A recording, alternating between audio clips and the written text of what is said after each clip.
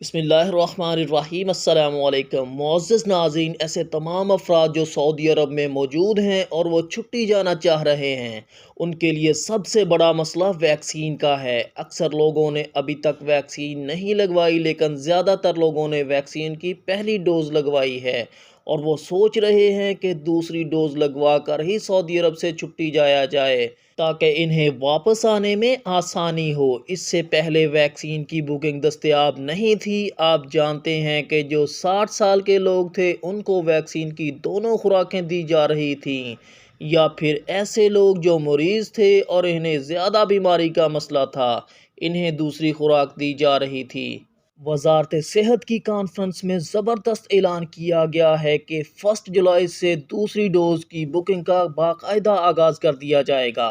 تاہم اس میں age limit کے بارے میں نہیں بتایا گیا، لیکن امید کی جا رہی ہے کہ 40 سال سے زائد عمر افراد کو ضرور الاؤ کیا جائے گا کہ وہ ویکسین لگوا لیں۔ یہاں پر ایک اور بڑی زبردست چیز بیان کی گئی ہے، خصوصاً ان افراد کے لیے جو اس وقت چھٹی پر ہیں۔ یہاں پر ویکسین کمپنی کی بات کی گئی ہے کہ ہم دیکھ رہے ہیں اور ابھی تک ہم نے کوئی فیصلہ نہیں کیا کہ جس بندے نے ایسٹرازینکا لگوائی ہے کیا وہ دوسری خوراک فائزر کی لگوا سکتا ہے، یا کسی نے پہلی خوراک فائزر کی لگوائی ہے اور وہ دوسری خوراک ایسٹرازینکا کی لگوا سکتا ہے۔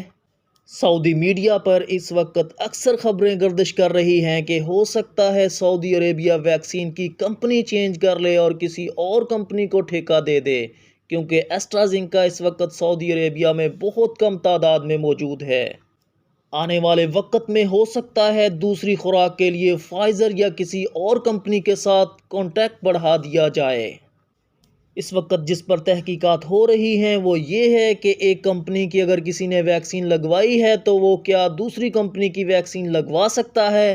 اس پر تحقیقات ہو رہی ہیں، جو ہی فیصلہ آئے گا انشاءاللہ اس کے بعد عمل درآمد شروع ہو جائے گا۔ وزارت صحت کی پریس کانفرنس میں یہ بھی کہا گیا ہے کہ مختلف ممالک میں مختلف کمپنیز کی ویکسین لگائی جا رہی ہیں۔ انہوں نے یہاں پر ریفرنس بھی دیا ہے۔